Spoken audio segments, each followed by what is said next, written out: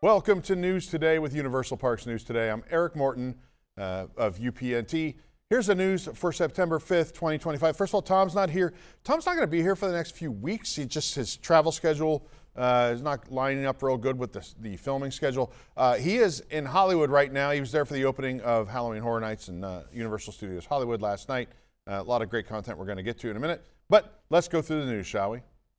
Epic Universe has faced some operational challenges in its first few months of operation, and it appears those Epic Universe operational issues are leading some guests to leave, well, less than perfect reviews of the park on major ranking pages. Epic Universe is the newest theme park added to the Orlando roster. Park officially opened on May 22nd. Obviously, a lot of previews were going long before then for team members, for media, for annual pass holders, etc. Now that the park has been open for just over 3 months, it has settled into what would largely be considered usual daily operations. It is no secret that the park has its challenges, though. Technical issues with a slew of brand new attractions to be expected, mostly outdoor ride roster that is rendered inoperable for most summer days anyway, at least for a few hours in Orlando for nearby lightning and thunderstorms, etc. Honestly, lower park capacity for guests than most major U.S. theme parks as well due to its limited opening day attraction lineup. They've tried to manage capacity over time. Now it appears that some of the operational challenges at Epic have had an adverse effect on the park's ranking as posted on multiple websites for tourist destinations. Let's start with Google. Epic Universe has an average star rating of 3.8 out of a total 2,588 reviews. For comparison, Fun Spot America in Orlando has a 4.5 with over 16,000 reviews. Additional, look, 4.6 for Magic Kingdom, 4.4 for SeaWorld, 4.4 for Legoland. However, the low ratings for Epic Universe are not only present on Google. Also, obviously, the other Universal parks outrank it as to be expected. I think there's a lot to be said here, but popular travel review sites such as Yelp, TripAdvisor, et cetera, have the park ranked lower than most of its competition. Yelp has Epic at a star rating of 3.1 out of 5. TripAdvisor a 2.2 out of 5. Epic Universe is also ranked significantly lower than the other parks at Universal Orlando Resort. Like we said, Islands of Adventure. Google is 4.7, Yelp's a 4.0, TripAdvisor 4.6. Meanwhile, Universal Studios Florida has a similar rating on Google, 4.7, Yelp 3.5, TripAdvisor 4.3. For comparison, Yelp has Magic Kingdom at a 3.9, Hollywood Studios 3.7, which is the lowest rating of the 4 main Walt Disney World parks. TripAdvisor has Epcot and Disney's Hollywood Studios tied for the lowest Walt Disney World rating, 4.3. With Epic Universe getting consistently lower scores than most other theme parks in Orlando, many have said in their reviews they have common factors to their rating, right? It's not that the park is bad. When digging into the reviews on TripAdvisor, one of the popular mentioned keywords is the park is long wait. Yeah, we know that. It is an issue, right? Doesn't have a lot of attractions. Some of them are prone to a lot of downtime. One other major issue that appears repeatedly in lower ranked reviews is mechanical issues, technical difficulties, inconsistent ride operations. Guests report many experiences with select rides going down in the middle of the day, not opening back up for several hours, or even staying closed for the rest of the day. Overall, it seems many guests are disappointed due to the continued operational issues taking place at Epic Universe, causing it to have significantly lower scores than many of its competitors. Time will tell if the park is able to reverse the downward trajectory in the future as some of these issues are addressed. Tom's done a lot of these honest reviews of Epic Universe. I know that people are asking for them to be completed. I think he's got another one he's filmed. There will be more coming out. But we noted some of these issues. We kind of saw this.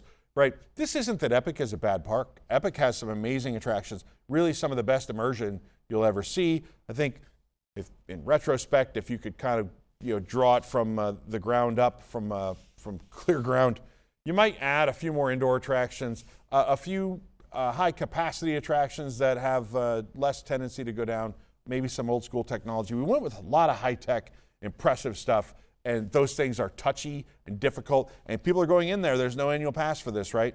So they're going in and they're paying $140 or more to go into this park. And they're not being able to do all the attractions when there aren't that many attractions to begin with. So I'm a big fan of Epic Universe and theme parks in general. I really hope that they figure this out. There's been a lot of talk about expansion and all the other stuff that goes along with it. I don't think the park can handle adding annual UOAPs at this point. They add that. The capacity issues are already a problem when there's no annual pass holders there. So Time will tell. I'm sure they will figure it out. Comcast is a giant company with lots of people ready to figure out ways to make more money, and that includes fixing the park. Operational issues have led to low rankings, but maybe an exciting expansion could change that. In a recent interview, Universal Destinations Experiences CEO Mark Woodbury talked about Epic Universe expansion plans, Universal Kids Resort, and the UK Resort, and more. Highlights from the interview with Jessica Reif-Ehrlich, B of A Securities Inc. analyst, were shared by the Orlando Sentinel yesterday. Woodbury said Epic Universe, which opened as part of Universal Orlando Resort this past May, is off to a pretty great start. It's doing exactly what we wanted it to do. He explained, in terms of driving incremental attendance to the resort as a whole, and the performance line for caps, very strong since we opened the doors. And you can see it in merchandise, you can see it in food offerings. A lot of the great creative work went into both of those, not without challenges when you open an entire theme park all at once. It's always a little complicated to get it to ramp up to full speed, and we're in the process of doing that now. Nothing we didn't expect. If you fly over Epic or you look at Google Earth, Woodbury said, you'll see how we plan the park, and you'll see greenfield space between the existing worlds. And that is strategically positioned to give us flexibility to expand the world or create a new world. And so that's how we look at it. I don't really have anything to announce specifically as attractions, but I can tell you that there are multiple attractions in the works, not just at Epic, but when you have 3 parks, the cadence of product delivery across a resort to continue to drive the resort is really a key part in our strategy going forward. We have a clear line of sight into how far we can take this. It's considerable, and we have pretty sophisticated and well thought through long-range plan that takes us out another decade in terms of product offerings, not just in Orlando, but around the world. Woodbury previously teased expansion plans, as did Karen Irwin, president and COO of Universal Orlando Resort. Woodbury addressed rumors of a wicked land spurred on by his previous statements. I think I might have stirred that pot when I saw the wicked sets and said it was a theme park waiting to happen, he said. But he didn't say a wicked area was out of the question. There have also been rumors of a Legend of Zelda expansion to Super Nintendo World. Also, there's been a lot of rumors of that going into the old Poseidon's Fury area as well. So that's it, Islands of Adventure for those that are not super in the know. Universal Kids Resort is set to open next year in Frisco, Texas, with lands inspired by Shrek, Jurassic World, Trolls, SpongeBob SquarePants, and more. We have a terrific pipeline of intellectual property in the form of DreamWorks and Trolls and Gabby's Dollhouse to build around, Woodbury said about the resort. And so Frisco is our first Universal Kids Resort that allows us to both segment the audience and segment our portfolio of properties, and in the process build a regional product that is sort of a rite of passage for families and much more accessible for young families in a regional form. They get to that park from all over Texas, Oklahoma, my family in Kansas, and 300-room hotel as part of it. Great product and a feeder as they age up to become aligned with our brand, then grow into our bigger parks. It's worth noting that Woodbury called this their first Universal Kids Resort, leaving the door open for maybe more. The new year-round horror destination in Las Vegas opened a few weeks ago. We were there for that as well. You've probably seen our content. Woodbury said that reaction to the product has been really great, and performance of the product has been really great from a per cap standpoint. I know people comment often recently that Vegas business is down. He added, they still have close to 40 million tourists that come to Vegas, and we only need a very small margin for that to make this very profitable. A second Universal Horror Unleashed is coming, of course, to Chicago. Woodbury said they chose Las Vegas and Chicago because they have a great base population and they have big inbound tourists. He noted that Halloween Horror Nights has been a great success, but it's localized to Orlando and Los Angeles. Of course, you could check out our tour of Horror Unleashed. Tom and I went. We ate all the food. We did all the houses. I think the one video that's left to come out is the Jack and Chance show. Hopefully that'll be out soon. But I think overall that experience is great, personally. The England Park doesn't have an official name yet, but development is well underway. Our hope is that the process will go very smoothly, said Woodbury, but parks are complicated organisms, and this takes some infrastructure in the form of rail expansion and highway off-ramps and things like that. Not things that we haven't done before, but they're complicated. We think we have a pretty good handle on it at this point. The best way to look at it is look at it as one of our standalone parks, he explained. It's a full-blown Universal theme park with a 500-room hotel that's part of it, very much like Epic in terms of a big park with a hotel.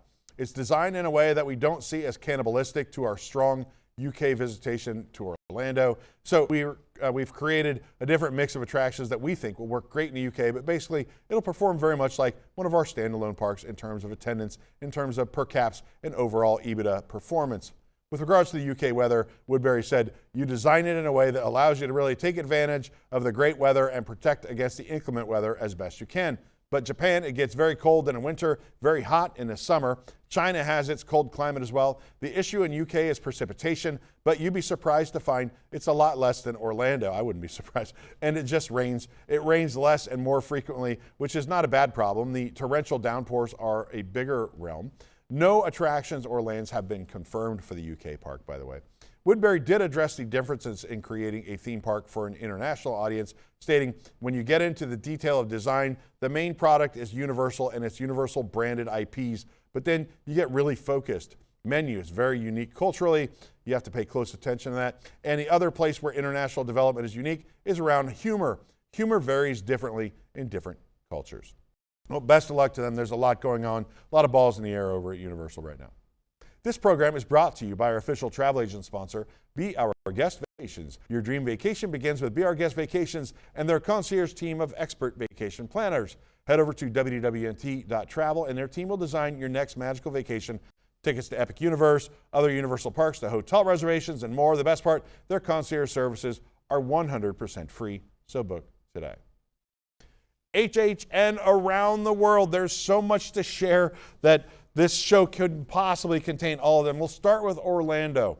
We have detailed breakdowns of all of the houses this year at HHN 34. I have personally only been to 5 of them. No RIP tour for me this year. No express. I'm doing it the old school way, and I've eaten all the new food out there. We have a video of that review.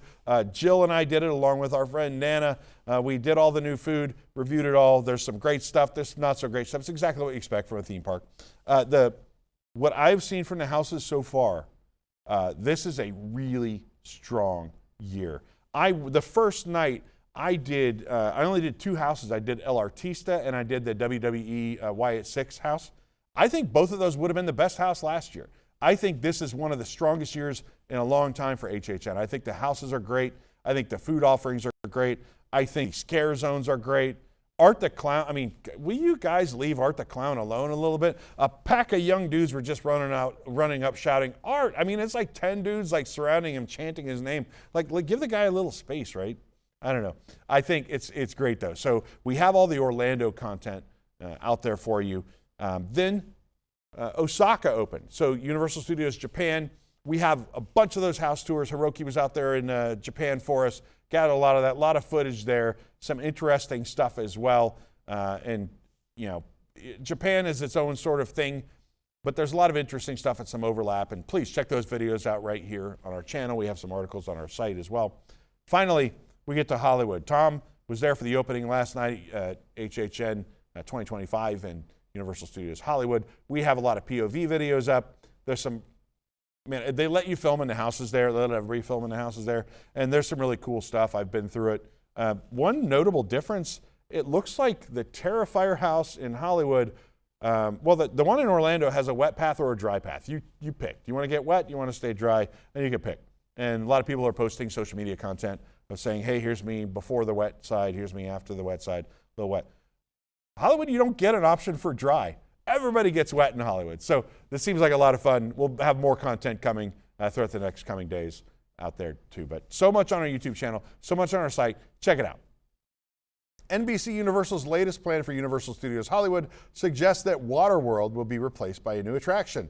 The Evolution Plan, project number TR068565 with Los Angeles County, is continually updated by NBC Universal with new concepts for Universal Studios Hollywood and the surrounding Universal City. The latest filing, shared by Theme Park Insider, includes several updates to the theme park.